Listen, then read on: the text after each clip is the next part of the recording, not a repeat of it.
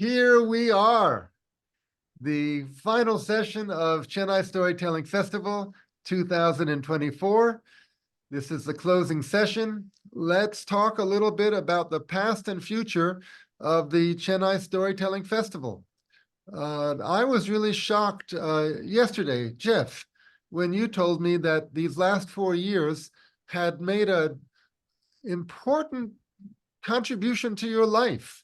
That knowing that for 1 month on the weekends, there would be a community like this and sessions like this going for 12 hours a day on the Fridays and Saturdays and half that much on the Fridays. You said it really made an important contribution to your life, and that really touched me and moved me. Okay, the floor is open. Anyone want to say anything about anything?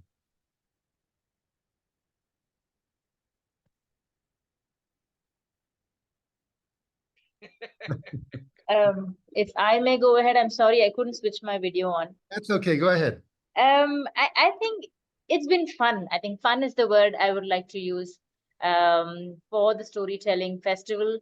Although I have been part of the festival for a few years now, for some reason, I've not been an active participant. So I do my little bits and I'm off.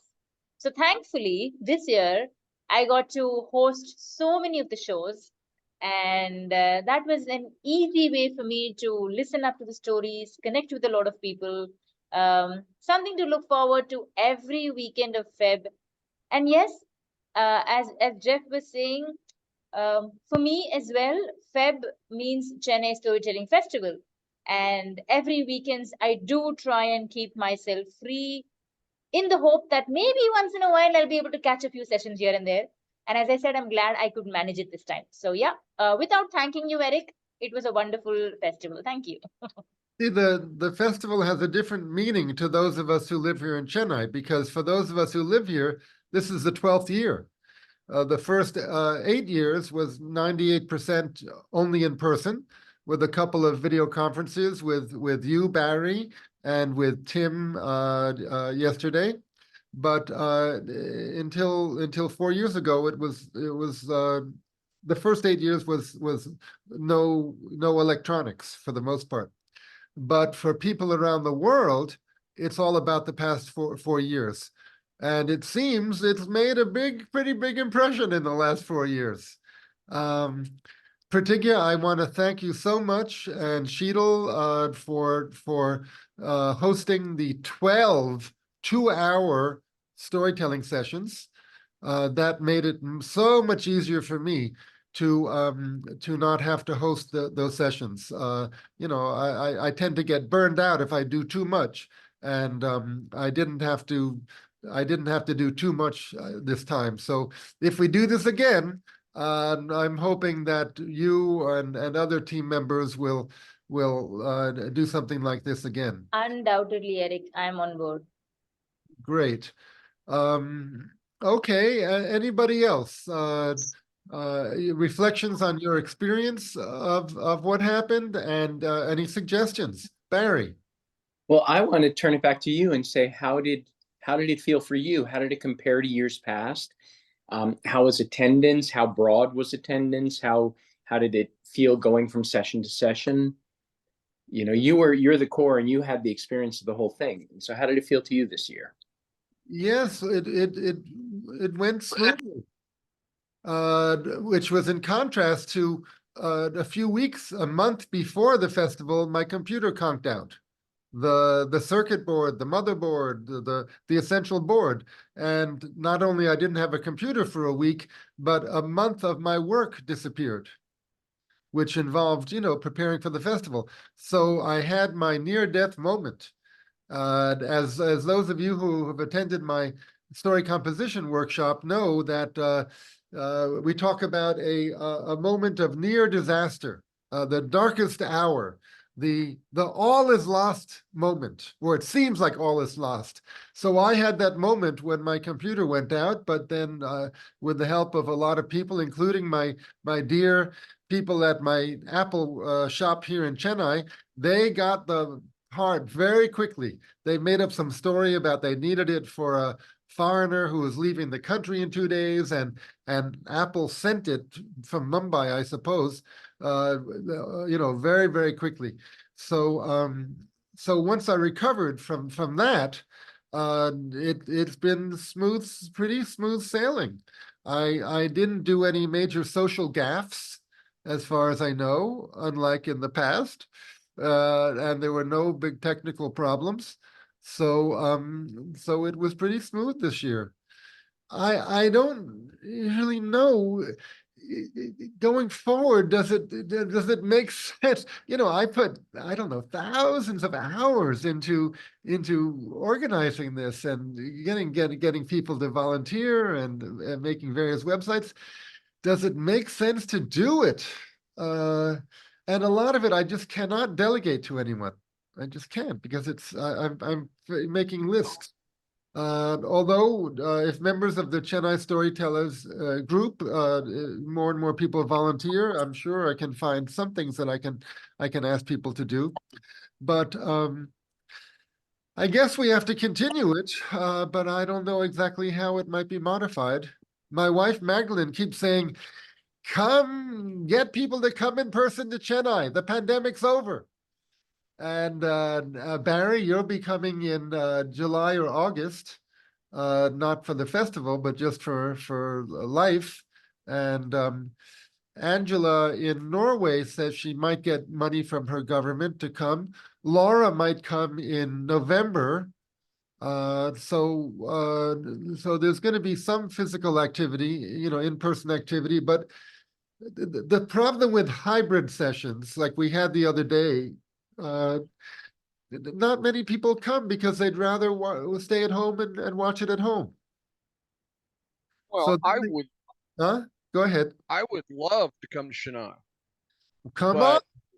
but for the festival, from a practical point of view, I can't spend a month in India. Of course. And It would be, I could come for a weekend, but then the rest of the festival, I'm still going to be on Zoom. okay. Well, see, So this year, a number of people asked, can they come to Chennai? And I said, gee, I'm sorry, it's all on Zoom. There's no point in coming to Chennai because you'd have to sit in my office and watch me talking to people on Zoom. So maybe we have to change it next year in some way or another to give a on the ground component to it. Maybe even some events that will not even go by Zoom. I know that's a bizarre thing, but you see, we're all hooked. We're all addicted to this global communication. So it's hard to give it up. Barry. Well, maybe if you have the 4 weekend format again, you dedicate one weekend to be live in Chennai, where and you say that you'll broadcast it via Zoom, maybe live, or maybe you'll record and make those available. But one weekend will be dedicated to live in person, and that will be the entire weekend. And maybe I know you've talked about trying to figure out how to make the hybrids work. And maybe there's a way of, and this might be something that brings in volunteers, to say you're going to have live sessions and you're going to broadcast the room, and that there's someone sitting at the computer kind of narrating or glossing along. And you have a way that if someone's telling a story, they can be very much closer to the camera can be down in front of them. But otherwise, if there's some kind of a session, I don't know, maybe there are ways of mitigating that. But I could see doing one weekend is going to be the in-person weekend. And that way, if you want to get people from all over India to come, or from, all over the world to come, they might dedicate, come for that weekend or for a week around that weekend. And then the other 3 are what we've become used to over the past 4 years. Make the last weekend the in-person weekend and then go on a field trip after that. Because in the past, we have gone on field trips. Excuse me. We have gone on field trips after the festival. One year we went to Tanjavur and met with storytellers there. And I forget if it was in relation to the festival, but one year Magdalene and I took people to the places of the Epic of the Anklet Story by air-conditioned bus. So that feels like an option to have the last weekend be in person and then take people to the countryside.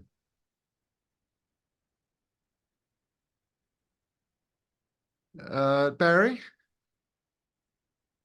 Oh, Bruce, I'm sorry. You did have a couple of in-person events, I believe, or hybrid events during this month. We had two. And how did that go? How well attended were they? Very few. One was at the German Cultural Center, and they have a lovely auditorium and a magnificent projector and screen, but they're not getting many footfalls because people are Zooming. So one group from a school came, a teacher and her students, but aside from that, very few. And then the other day we were scheduled to do it at the British Council, but they canceled at the last minute. They said we have to do something else, so we moved it to the space that my wife and I have. And 8 or 9 people came, and it was nice, but it takes a lot of work to do a hybrid thing. You have to have an external monitor. You have to negotiate the sound. The sound has to come out of the computer, bringing the sound from the distant people. That has to go out in a speaker. And it's a lot of work to set up a hybrid event on the fly. What you really need is a room like what they have at the German Center, where it's set up to do that. It's a permanent setup. And so I can see maybe next year the German Center, they want to do more things. We should have like a number of sessions there with schools involved, and those could be the hybrid sessions. But I don't have an appetite for setting up hybrid sessions by myself, or even with our team. It's just too much. Anybody else? Thoughts? Reflections? Well- What? Oh, go ahead, Ambuja. I guess Divya started. I'll go after this. Go ahead. Yeah, continuing on that hybrid session, I saw it for the first time actually yesterday when I was at the center, and it took a lot of operational setting up, as you rightly said. So, and considering the fact that everything has to be accommodated in a particular space, and the audience has to be visible, the live audience, and the light, and the projector, and at a point you even came and reduced the volume of the mic, I think, when Barry began to speak. So all those small things also have to be taken into account, which does add to things to be done, I think. So especially if the setup itself is quite a bit. So Yeah. yes, I do agree on that. And much as you have said not to, I will also like to thank you very much for the and Prati, Sheetal, and everyone who helped to put this together, this glorious festival, and the opportunities on the platform. And a huge thanks to all my tellers, all my fellow tellers as well. Thank you. Ambuja, at the hybrid session the other day, you were playing a veena and you had to sit on the carpet. So I think a number of the people in the room there couldn't see you because you were behind a table. But excuse me. Excuse me. One of the great things about video conferencing is that you can't catch my cold. So you were behind the table there, and so people in the room were watching the screen to see you, which was fine. Yeah, what's really called for is a permanent room, which many businesses have, many universities have, the German Center has. So we'll try to work with those large institutions for that. Eric, I think the challenge is to bring in the audience rather than the technicalities. That can be looked into. It is a challenge, but that can be looked into.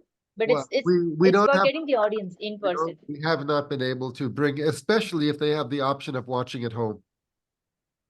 Okay, Eric, if I can add to that, why we are not able to bring in the audiences? Actually, there is no difference watching live or through the Zoom, because still, again, the teller in the hybrid event, we are sitting in front of the camera and looking at the camera and telling the story. So I know it's very difficult, but if we can if for the hybrid events to work really well, to pull real-time audience, it has to be like the performer performs like in an offline event, stand, move around, walk, and we should have a dedicated photographer or a videographer who runs around to videograph it. Only then the people who are coming there, it makes worth their effort to travel all the way to come. So if the experience is going to be the same, whether you watch it on Zoom or in person, then it's going to be difficult to bring people. So that is one big challenge we have. Sure. Maybe hopefully we can find some solution in future, like we can get good videographers. We can, the camera has to move. Unless the camera moves and the teller need not look at the camera, can just move around. Only then it gives a good experience for people who come there. So I think that is the Yes, but to use an external camera that can be moved around and a color mic, that's Yeah. additional technology that I don't have. Yeah. You have to figure out how to. And it's like, as you rightly mentioned, though the person is there, I was there yesterday both as a teller and also as an audience. I was tempted to look at the projection on the screen than the real person there, because the image was bigger and clearer than watching the person behind the laptop. So unconsciously we tend to look at the projection on the screen. So that is also one thing. So adding yes, just one more thing. I'll just tell and end. So coming back to the festival, like I'm not thanking you, Eric, but I have to appreciate you because, or at least I have never seen a festival of this volume, where it spans across a full month, and so much of, like, I always, like how I always say your list of contacts is the most voluminous yellow pages, I would say. You have the maximum number of storytellers contacts. So an event that spans across so many weekends, and the variety of the events, it has never, I don't think any other festival, storytelling festival matches this kind of volume thing. So that way, that is one thing. And second thing, again, I'm not thanking you. So I would really appreciate this time, when you were telling about delegating. So what Pratigya and Sheetal did, I can see that it made a lot of difference. It also took a lot of pressure from you. So going forward, like little by little, we all can pitch in and take little portions from you, so that, it will be easier for you also. And as a community, we'll come together and make it easier. And last, I would like to thank Barry, because I have been saying Barry in almost all the sessions in all the 4 weekends. Whenever I was there, Barry was there, and he was pitching in to comment and give feedback for each and every event, for each and every teller. So that is what everyone needs. So again, Eric, I'm not thanking you. I'm thanking Barry and Krati and Sheetal here, and I can't help it. Thank you, Eric. Bye. Rajesh and Rohini, before you speak, let me just show you the key web page in this process for me. Screen share. This is a web page that has a list of the storytellers and workshop leaders, and there's 103 of them. And if you click on any one of them, like Ambuja, then you go to this other page, which has the description of the activities that they do in the festival. So setting up this these 2 web pages, that's the heart of it. Okay, stop share. Go ahead, Rajesh, then Rohini. Yeah. Hello, am I audible? Yes. Yes. Yeah. What Ambuja was saying, having that performance covered by, moving camera, it's a really great idea, because that's what actually would, will get more audience online. But I'm just like, I just wanted to share that maybe if you have a funding for that, because it costs a lot, because multicam setup is like 2-3 cameras at least, and plus data switching, which also it's like a bigger technology. So data switching actually costs a lot. So if funding is in place, then definitely one should go for it, and then maybe this will add a value to the Well, production. we don't have any funding in place, and we never have, and I'm not good at it. We had, like, on our poster, there's like 25 logos, and most of those people gave 500 or 1,000 rupees, but it doesn't add up to much because I pay a designer to help me make the poster. So there's really no financial support for it, and one of the unique things about this festival is that it's all free. I consider it a great accomplishment of mine that I can talk people into leading a 90-minute workshop for free. I can talk 65 people into it. Barry and many others who are here today, and my teacher Laura Sims. Laura Sims doesn't usually do free workshops or free 90-minute storytellings. So, I've always thought it's good for it to be for free because more people attend and I get them on my mailing list. And then hopefully they attend my trainings or they help me make my movie or something. But I cannot, if you want to charge for these online things, you have to work with a company or you have to have somebody on staff who knows how to set up a website where people can pay on the website. I'm a klutz with that. I don't know anything about it, and I don't want to know. So I just give that one little Zoom link, and it's easy that way, but it's free. And some of the workshop leaders don't like it. I know, and I feel guilty that the festival cannot pay them, and the performers, especially the storytellers of the long sections. But that seems to be the way it is, and I don't know if that's going to change. Okay, Rohit. There Rohit- needs to be a festival like Chennai that is free though, and for storytellers and for presenters of workshops, they need to look at it the same as attorneys do with pro bono work.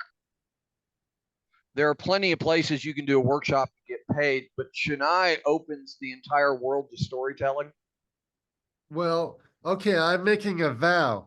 When Words from the Forest, the movie I've written, gets made and is a global blockbuster, there will be a nice big Chennai Storytelling Festival every year for the rest of my life, at least.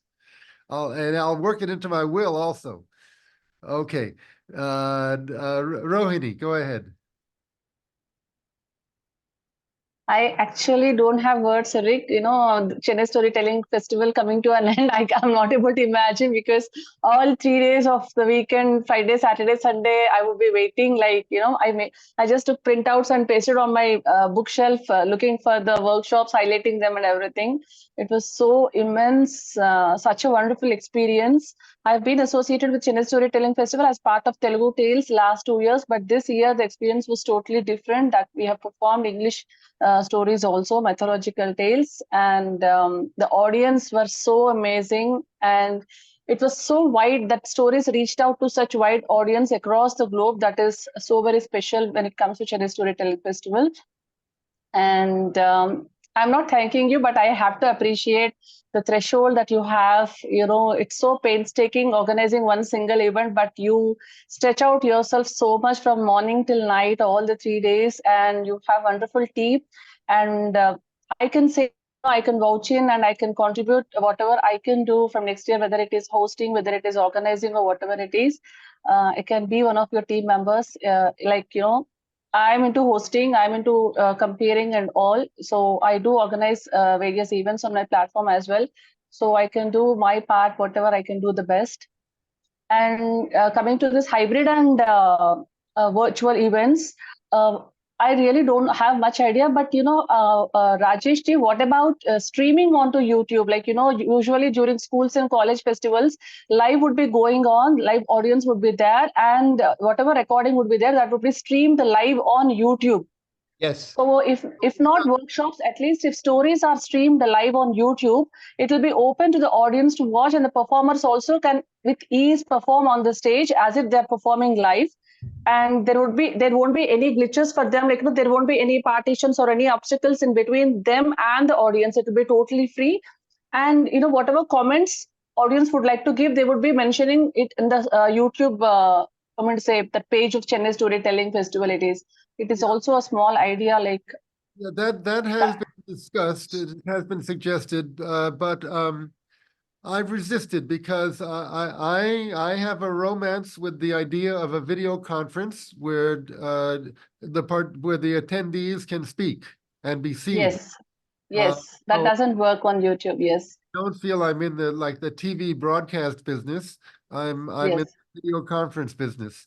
So I don't really see an advantage of putting on a show for a bunch of, viewers, consumers who, number one, can participate. Well, they can send in a chat maybe, but Yeah. also, you see, as some of you probably know, I only give the Zoom link to people once I get their email ID. Yes. On the Yes. last weekend, we broke that rule. We sent the Zoom link to everybody, and I even got a warning from Zoom that Zoom link is in a public place and you're in danger of being invaded and people coming into your place and doing. But for the most part, I mean, I have 10,000 people in my email groups.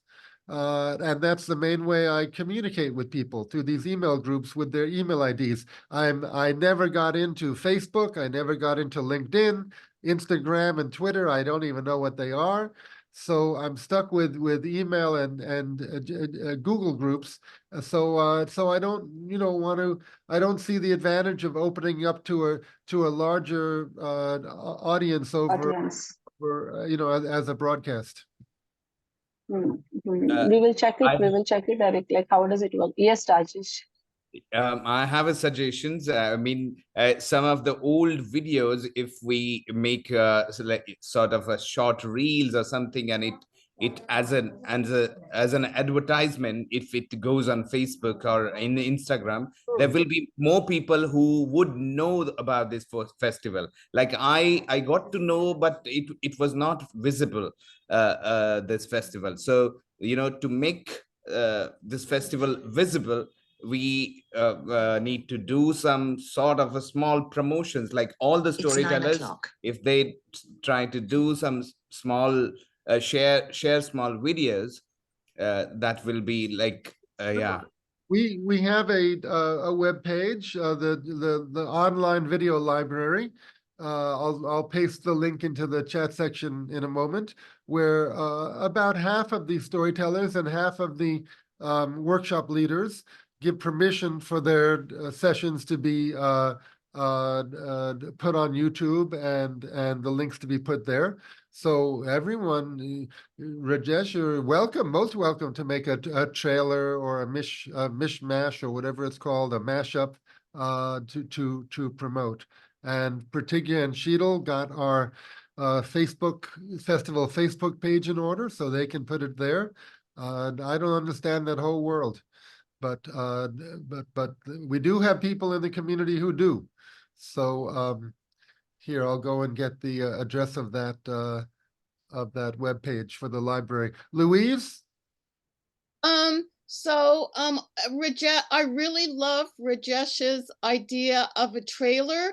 And I know that I'm in Ottawa, and I know that the Ottawa storytellers, for their children's storytelling festival, which is held every year, they make a trailer, and I think it's really like it's a good hook. It's good at grabbing people and giving them a sense of the different parts of the festival.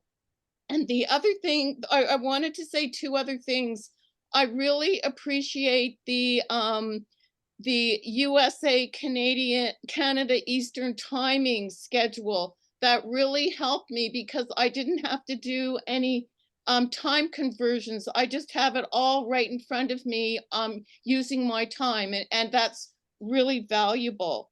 Great. And the last thing that I'd like to say is that there's so many things about the Chennai Festival that are unique. And I think that it would be really valuable some way in promoting it to focus on what makes this festival so different from any other storytelling festival or event. And one of the things of the many things, well, one of the things that I think makes it really unique is that there's a real focus on inclusion and diversity. And it's a natural focus, it's not forced. And it comes, I think, partly because it's coming out of Chennai, which is in India, but it's also because of your focus, Eric. And I'm very aware of this, and I'll be very honest, being in Canada and being participating in different storytelling events across Canada on Zoom.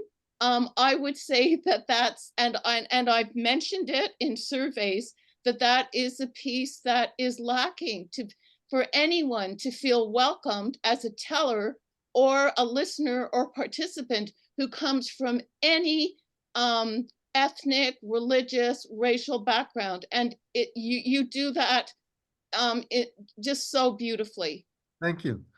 Well, you know, I'm from New York City. I came of age in the 1960s. Both my parents were arts-related journalists. And then I met Laura Sims. And basically, I studied with her. I was apprenticed. She wouldn't like me saying it, but I apprenticed myself to her. And she did at least one storytelling festival in New York, totally on the ground, no electronic component, in the 1980s, I believe. And I was her assistant at that time. And I facilitated all the storytellers coming and going. And so I had, you know, through Laura, I was exposed to all of her contacts. And you know, when I was working for her, I said one day, there really should be an institute built around you, Laura. And she said, sure. But then 20 years later, when I was in Chennai and it was time to start the World Storytelling Institute, that's the institute inspired by Laura. And so I had the training and contacts through Laura.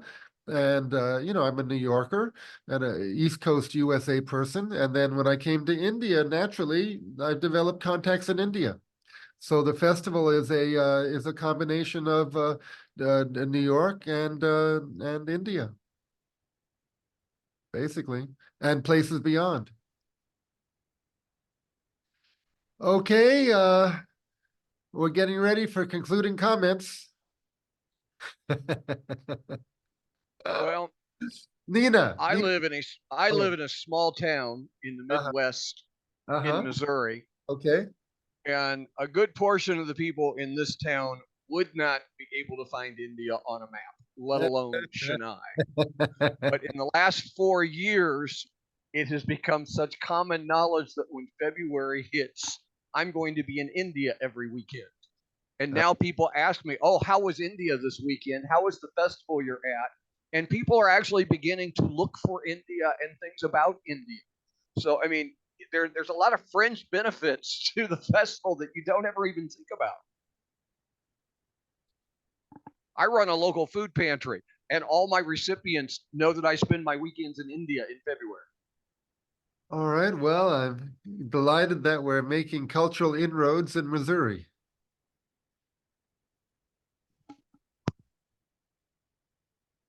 Sudha, did you raise your hand? You got to turn your mic on.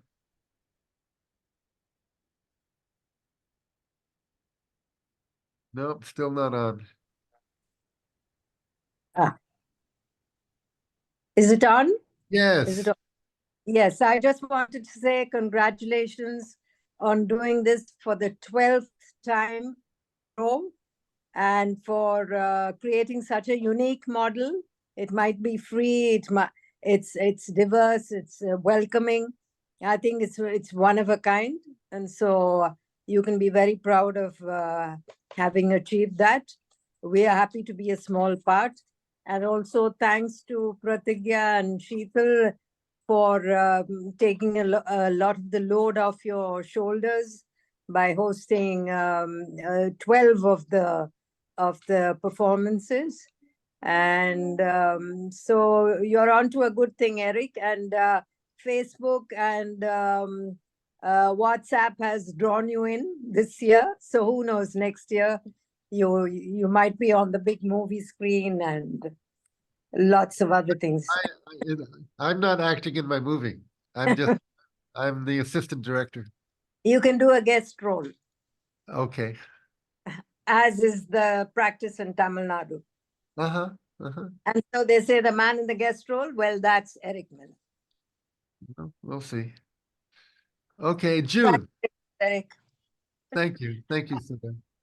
I agree with all the comments that have been made, the accolades and the thank yous. And for me, what I look forward to is the international aspect, getting out of my own little storytelling bubble here in Toronto, and not only hearing stories from other cultures, but other aspects like the panel discussion you had today.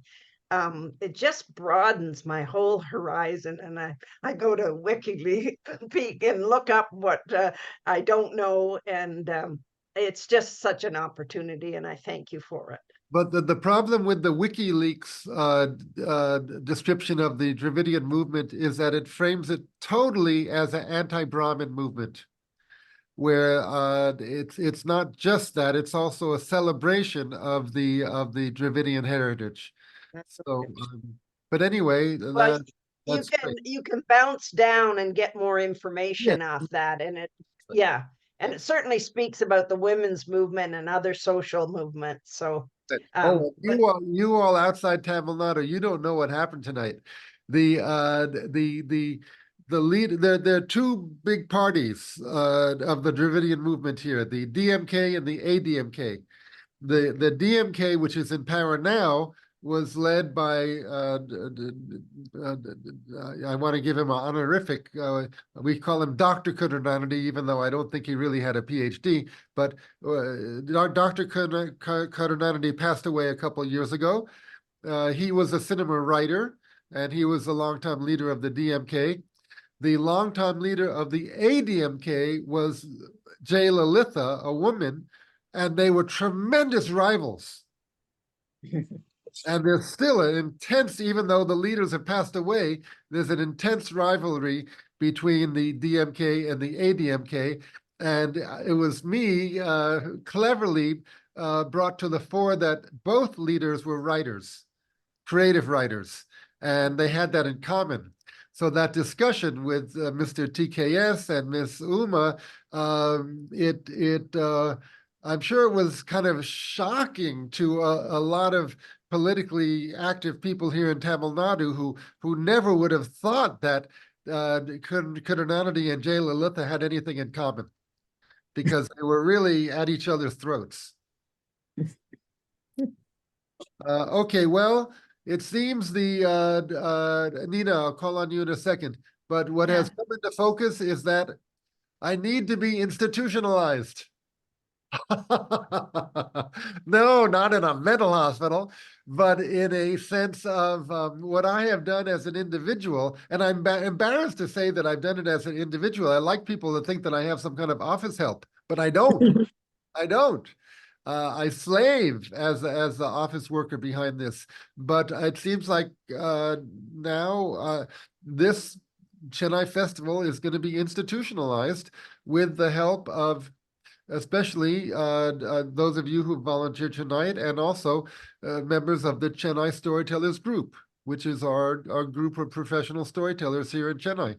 So I welcome being institutionalized. Just like I said as a joke to Laura 40 years ago, you need to be institutionalized. Well, I don't want to thank you because you don't want to be thanked. But I do want to thank all the people in Chennai that have helped you with this.